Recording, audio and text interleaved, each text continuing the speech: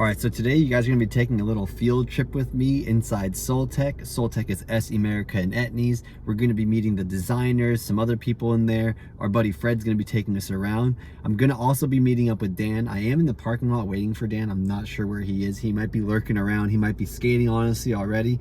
But either way, today should be a fun day. All right, Fred's literally giving us so much info about like the building and everything, how even from the park to the building's like 22, 23 years old. And it's kind of crazy how like the building is shaped, like how you could skate. And like some dude jumped these pillars before. We're just starting to get all this info. It's pretty awesome. All right, let's cruise. I always love me a good timeline. Can I film this? Is this chill to film? Like just like the timeline takes them like over an hour. Oh, I bet. Like 10 minutes max. But again, it's his story, right? Yeah. Anyway, Pierre-Andre was a French freestyle pro. Lived just south of like Paris. He turned pro for Sims in the 80s, early 80s. Was skating for Vans at the time. Moved out here. That van that you guys see outside, that blue van, this old van, was actually a van that he like lived in for a while. No way. It's not the actual van, but it's the same model. Oh, So yeah. Very cool. his like little thing when he comes there every morning, you can kind of see here in some of the photos. It's a reminder from him like where he started. You know, he lived in a van for a while. Anyway, skating for Vans, shoes are falling apart, started to tape it, and after a while he was like, what if I come up with something that's Better, different? yeah. Anyway, that's kind of how it started.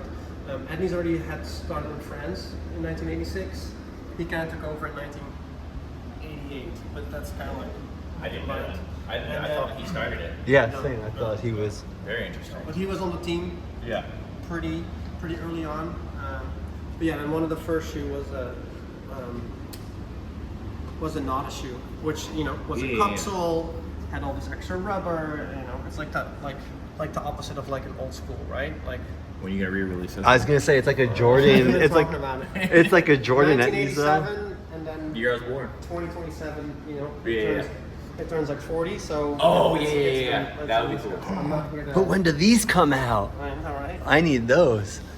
So and then I went from that to the Nautilus I can't believe the Nas shoe is so sick. to like the Ollie King. You can tell this is right around the same time that Back to the Future came out. Yeah. Right? And then 85 was a Jordan shoe, huh? So I feel like I just see like Yeah, the high basketball tops are shoe, you definitely know? like that. Like that looks like a Jordan 2 kind of. Like, But again, they started to like add all this stuff to the shoes, right? To make like- them like even stronger. But then at the same time, too, the shoe becomes really stiff and really Yeah, hard, kind of yeah. heavy. So then it kind of went to this, like let's use like a leather, but then take off all the extra rubber. And this is kind of a shoe that could come out now and it could just work, you know what I mean? Yeah. And obviously we've. It'd be called a Supra. And It's Oh, it looks like a Supra, We call you're it, like, totally right. Like the MC Rep High. So. yeah. There's a team I list remember. here at the time, which is kind of cool to see. Christian Assoy, Oh my. Jim Tebow is on there. Oh, hell yeah. That's so sick. Blackheart. What? Shout out Jim. Pierre-Andre is on there too, which is kind of funny. Hell yeah. Tommy Guerrero, Chris Miller, Nodis, Sal Barbier, Rudy Johnson. That's so sick. I remember this shoe like in videos. Yep. So 1990,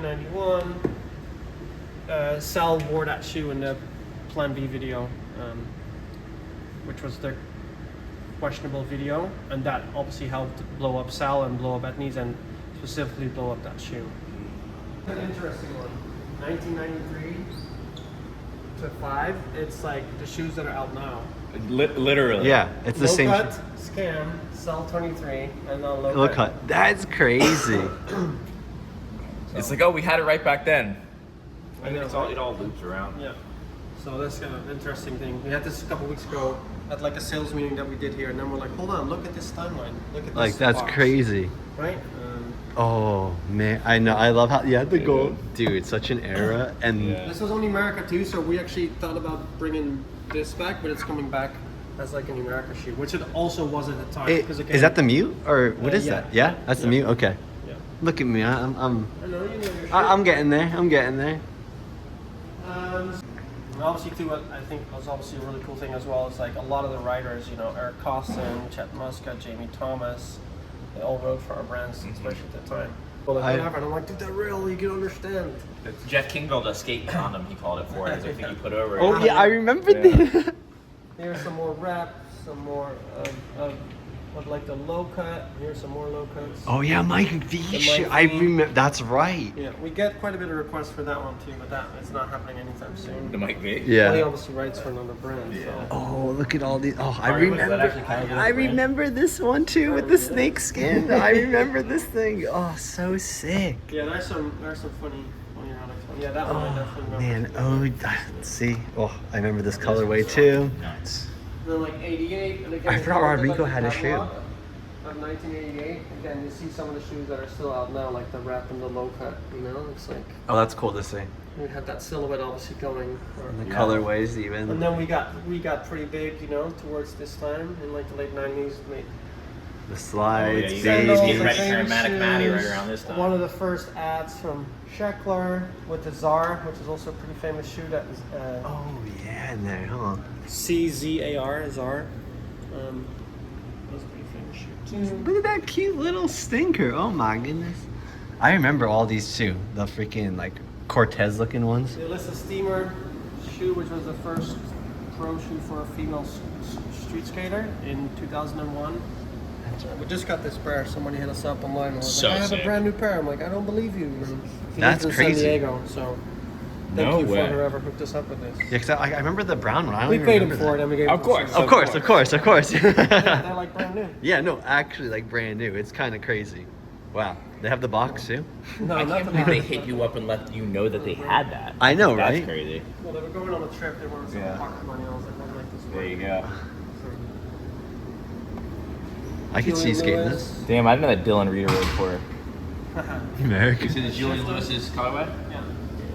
Which is obviously current. Yeah. Yeah. Oh, I remember this shoe too. Yeah. Low cut 2LX. Yeah. And then like 2003, like at Templeton did like a whole like art project. This is my this one's I gonna wanna say hit. It's a scan, but it doesn't have the perforated. I don't know exactly. It looks like a scan. I I remember like being what's it called? Maybe finally a size 7, and I could finally buy these shoes. I'm not even kidding. Like I remember Soltech was like the first to have like small shoes. Oh, my shoe. Arto's first shoe. That's my shoe. It actually doesn't have the trees in it, so it's like the Arto 2 has those trees on the front. Dude, OG, that colorway too. Ooh, so awesome. Is it? Yeah, you're tripping. Insane. I love that shoe, I love that you love this shoe. dude. I And the just know that threes. my dad would wear this shoe if it came in white on white. Ooh, don't even get me started. I can't believe this shoe though. I haven't seen it in so long. I remember it just like it was yesterday. So yeah, 2003. Yeah. That's right. Bastion's up, buddy? first shoe. Oh, I remember forgot that this guy thing. shoe. Yeah, I remember this one too. It was so sick. Cause I liked it because it was like the chunky like Reynolds 2. Yeah. Yeah. Some That's- like female specific shoes that we did and tried a couple times over the years. Yeah, this dude, Journey's sold 1 million of these things to every girl that I went to school with. Stereo collab. Whoa, I That's didn't the- know about that. The first of 2. We actually did 2. That's cool. I kind of Remember this remember this. one? I remember this shoe too. Sheckler's first shoe, 2006. I remember it. I think I don't remember that colorway though. Got Leaper colorway with Oh, black label, and then another stereo collab. I know. I remember that one too. Black Label one's really fun. Oh my! Oh, it's got a ooh. You love that, don't I you? love that shoe. Dill actually skated for us in 2007 time period. He had a small brand where he just made shirts for his friends. Fucking awesome. But we just did a shoe with it, and we That's- actually got hit up for that shoe quite a bit. Oh, I believe obviously that. the brand has obviously Huge now. transcended into. That's crazy, crazy, and that was back in like 07. Oh, wait, that's And crazy. then, like the Michael Taylor's first shoe, and then this is a team model. But I kind of forgot Birthday. this is what this one looked like. this is where it ends with the timeline. And Okay. Kiara actually just said to me why it ended, because at first this was all like downstairs, and then under the Yeah. stairs is where it ended. So that's where it ended. It was Yeah. just the stairs were in the way. Oh, I see. Oh, no. I think what's kind of cool though, and obviously, I mean, even now, but like if you look at 2008 versus like 1988, like the It's full inspiration circle. is It's still really there, not- and it's like we still look and feel that have that same kind of vibe, you know? Yeah. It's not totally different. Yeah, it's crazy. Exactly. But this one too. What was this one called? Like, or was it really Justin Eldridge Yeah, shoe with the Justin strap? Eldridge. I thought it was like this, or had different name. It was called Okay, the okay. 31.5. Because I was like, I kind of remember that one. Oh, I see that colorway. Whoa. I think I remember, like, what's his name? Like, Rodrigo, like, What are these skating that called? one. The Novocaines? There's no way you could feel a single thing in that shoe, dude. The There's- rattle. We Easy. got some history. It's kind Big of cool time. that all these extra pockets have been filled up. Yeah. Yeah, I like that There's too. so much more than just a timeline, you know? I like how you can touch them too, see Yeah. them. That's great. It's just really cool. Yeah, we just got everybody around the table right here. We're gonna just be learning a little bit more about shoes from vulcanized to Cupsole. Yeah, so I think the main differences between the Cupsole and vulcanized is the Cupsole is designed with basically a rubber Cupsole, comes out of a mold. So it's very like 3D constructed, so it's got a lot more stability, support, versus like a vulcanized shoe, where if you guys are familiar with that construction, it's been around for like many years, longer than a Cupsole. So it's basically, you know, done in like, you know, Converse Chuck Taylors, you know, obviously Vans, but it's basically like taking this bottom plate, getting like basically like a rubber foxing that goes all around. Sometimes it's double wrapped. If you want to show, yeah, this one. Yeah. So you can see like the different layers are either you could do like a double wrap or a single wrap. And then what they do is they cut the extra rubber of the foxing. And then what they do is they cook it for about 45 minutes in this metal last. So the metal last doesn't really melt. So that's why on a lot of the vulcanized shoes, you get a lot more board feel because it cooks around the last and it gets really tight around there. Whereas the Cupsole version, it's all cold cement and it's basically built on this resin last. So this for those you don't know what the last is, it basically dictates the shape of the fit of the shoe. So wider lasts are obviously a wider fit, slimmer lasts is a slimmer fit.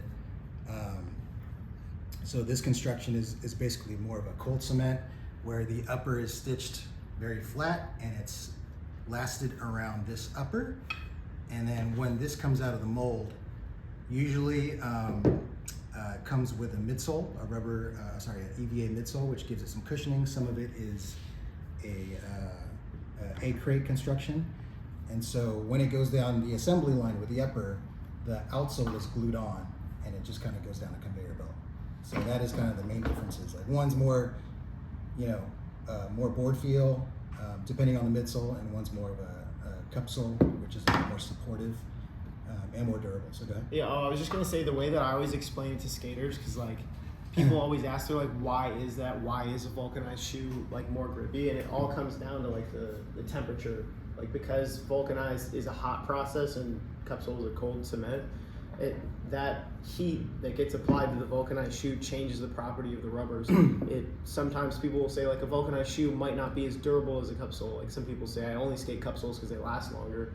Well, that heat, because of the way it affects the properties of the rubber, it might, you know, a couple flicks sooner wear out, but that's what gives it that really like extra grippy feeling that Vulc shoes are known for, and like makes it, like Rick said, because the heat makes it form even tighter to the last. Like it gives it that like Vulc feeling where it's super flexible and you can feel the board a lot more. And then same thing, because the Cupsole doesn't get heat applied to it, the rubber properties are like more intact, so to speak. So it lasts longer. A lot of people say it protects your foot a little better.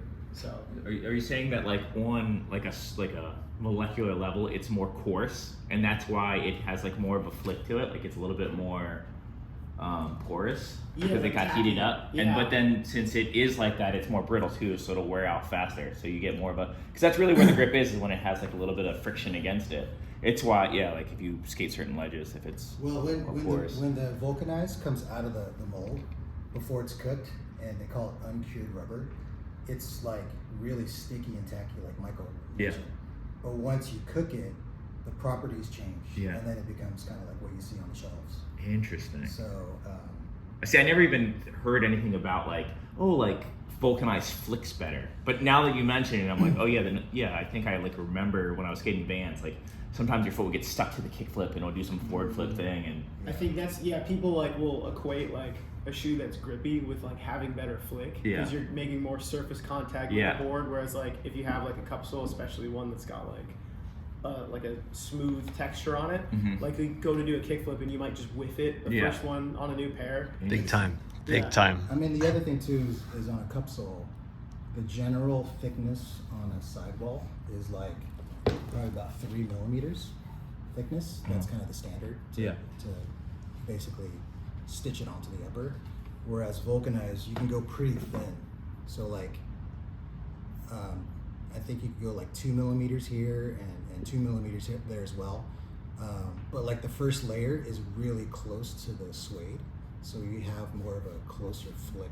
Yeah. If that makes sense. Yeah, like if you look at that, it's like kind of like a step. There's a little bit of a step. The gap right there. So less separation between your foot and the actual. That's why the more itself. you skate and flick it, it thins out, and then it just gets better over time. Exactly. Yeah. The other thing too that some people like, they're like, I always say the best skaters don't notice a difference. Like Ignorance is bliss with skateboarding for sure. Dumb skaters are the best skaters in the world. The best skaters in the world is the guy who's got 2 bolts per truck and like the wheels are worn down to bearing covers, and he's the best because he's not thinking about all this stuff that we nerd out over. But like also, so when you've got like a Cupsole, it's very uncommon for a Cupsole to have like a hard edge on the bottom, usually just because like this whole outsole mold is like designed like there's a radius on it. So if you think like we should have a skateboard in this room somewhere, but like if you're going to do a kickflip and your foot is like rolling over like on a fractional level sooner and easier because you've got that radius on there, versus on the vulcanized shoe it's got the hard edge because that foxing tape, like when it comes before it goes in the oven, like it's a bit longer and they shave it off to size so that because you have that harder edge when it's on there, it gives you that like grippier feeling. Yeah. That's like, you'll notice some people who like the feeling of a vulcanized shoe, but they don't like that. They'll get a new pair and they'll like rub the edge on grip until tape. it's like rounded out essentially, so it's like a Cupsole. That's so true, because even like Blazers are so sharp on the bottom that I have that problem too. The first few kickflips or ollies, it's like too much where you have to like grind it down. Some people feel like it's gonna be like they're gonna hurt their ankle, like because it's such a hard transition on that hard angle. But yeah, it all just, you guys know, skating's personal preference. It's all personal preference. And honestly, like, like it all depends on the skater. Like if you're, to me, like a lot of the people that like vulcanized, they're skating, they like more board feel. So it's like, like they be more of an ATV, like they like to skate pools, they like to skate flat ground. And then like guys that want a Cupsole, you're gonna have obviously a lot more support, more stability, more impact cushioning. So you're gonna, guys that jump down big stuff are gonna want something more supportive. That's why I skate them. The funniest is like if you were to like imagine, like if you were to close your eyes and imagine like a dude who skates gnarly rails, like what shoes is that guy wearing?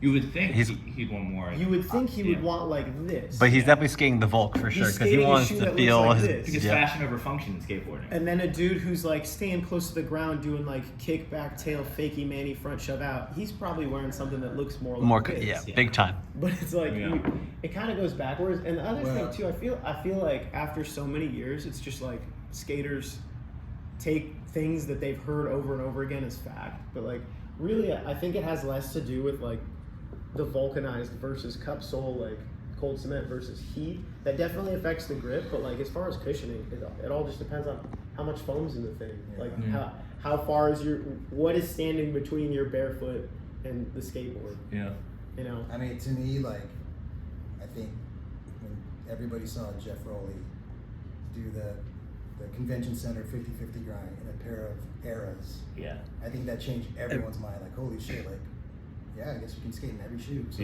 it's all subjective. Yeah, and totally. It looks cool. Yeah, it does. Yeah, it's like almost like a weird flex. I mean, personal preference too. Like if you have more board feel, then you're going to be more precise with your ollie when you're jumping on a handrail. You're not going to have to worry too much about impact because you're going to bend your knees. Whereas someone with like a bulkier shoe and they're skating tech, well, no one's wearing out a shoe as fast as somebody who's doing flip in, flip out all day. So they want a shoe that's going to last longer. Yeah, it's a very good point. Yeah, I mean, you could. I think it really is. It is so personal preference of like I consider myself more of like an alternative tech. Like I do a lot of like Wally and Slappy stuff. So you would think I would want more board feel, but I'm also 37, so I'm like, I want no board feel. I want to feel nothing but like rolling away. And so like, yeah, I ride the bulkier shoe. Not bulkier, but I prefer Cupsole. And you do anything. You'll skate either, huh? Yeah, but I haven't skated a Vulc shoe in quite some time. It definitely is, I don't know, definitely hurts my foot now. Yeah. But the thing is though, with the Vulc shoe, I know I agree with the rails and everything. Yeah. When you have a Vulc shoe on, you're committing to everything. Oh, yeah. You know, where like I feel like I can get away with like a Cupsole and be like jumping away, bailing away. Yeah, much more than this. Because when I used to skate like Van slip-ons, I committed to everything because True. I didn't want to hurt myself. Leo Romero doesn't bail. See, He doesn't bail. I mean, honestly, like, we're all in here passionate about skateboarding, and like we're super big nerds when it comes to footwear. We like are always trying to come up with stuff that's gonna progress and, you know, help your skating be better. But at the end of the day, like, I just joked with like what do you imagine a rail skater wearing for footwear? At the end of the day, what looks good or like what you feel good in is gonna be the best for you. Like, you'd never tell, like you just said, Leo, you'd never tell Leo like, dude, you gotta wear this big bulky Cupsole shoe, your feet are gonna like hurt way less. Yeah. It's like, at the end of the day, whatever you're like, I feel fucking sick right now. Sorry, should I not be swearing? all good, all good. Like, I feel sick right now. Like, you know, you look good, you feel good, and you're gonna skate good, right? Exactly. I do, with shoes in particular, one of the biggest gripes that I have is when I learned about, like, I have a lot of like shoe nerd friends, and they're telling me about like all this really interesting stuff about shoes. But like, what keeps so many skaters away from getting the right shoes is like, well, the shoe has to be marketed a certain way. And like, I like the idea of learning all about the shoes in every detail that I can. So now when I explain it to like people who might watch my video, they have a better idea of what they like instead of like, oh, well, my favorite pro skater skates this shoe, or this colorway looks cool. I think skating's kind of coming to a circle again to where technology is accepted. It was kind of like a no-no for a while. But like, I mean, especially because like I'm at Pal Peralta and, you know, we do the flight decks and stuff like that. You couldn't have done that 15 years ago. People were like, no, it's gotta be this, we're traditionalists, blah, blah, blah. And now skating's at this point where it's like, most skaters are kind of older now. I don't think, like when I go to the skate park when I was a kid, everyone was like 14, 15. Yeah. But it's the same millennials now that are like mostly at the skate park. So it's just like, now we're like, no, we want stuff that's gonna make it a little bit easier. And when I hear about all the skateboarding technology and shoes that have been out forever that no one's told me about, because it's in like a little blurb on the Thrasher ad that I never bothered to read because I'm too busy looking at the sequence of the trick. I think that like the shoes that are coming out now and like what you've already said, I'm just like, oh yeah. Like, I think this is like the way Ben DeGrasse always talks about shoes and how people are so passionate. Like, I think finally we're gonna have a better idea of what we like want and what we need. Because I don't know, I'm excited about this. You know, I feel like if anything, this explains midsole is thick sole. Yeah. If you do this and there's a golden ticket inside, you can come visit the Etnies factory. No, these are oh, that's the limit. So like, I would draw something a little more progressive. All right, the guts have been opened. Yeah, exactly. So the midsole to not have that weird right here just get the jaw sense. is the foam that's between the rubber on the outside, and then there's like a layer of like die cut foam. They like cut it out like a cookie cutter and then fit it in there.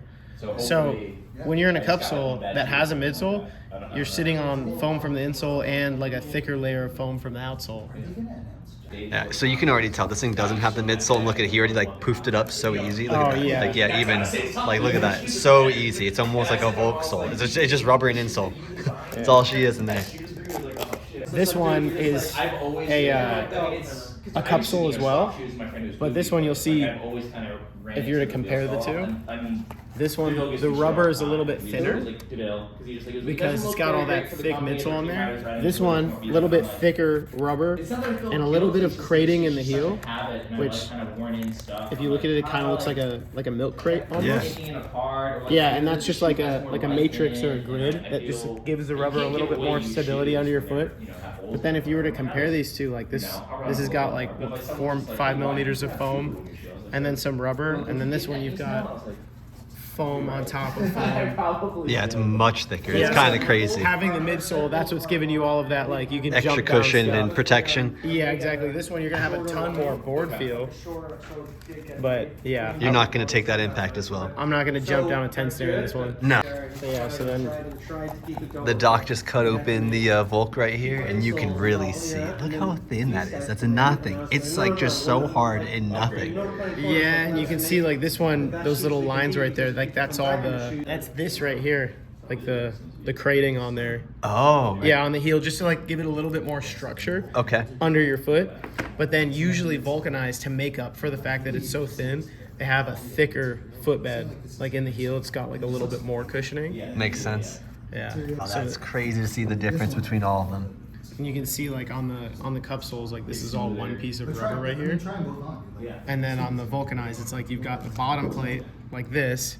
All the pieces. And then the gum on the outside, that's like the foxing tape that wraps all the way around the shoe. No, I don't think so, because we never make them. That fuses the bottom piece to the upper.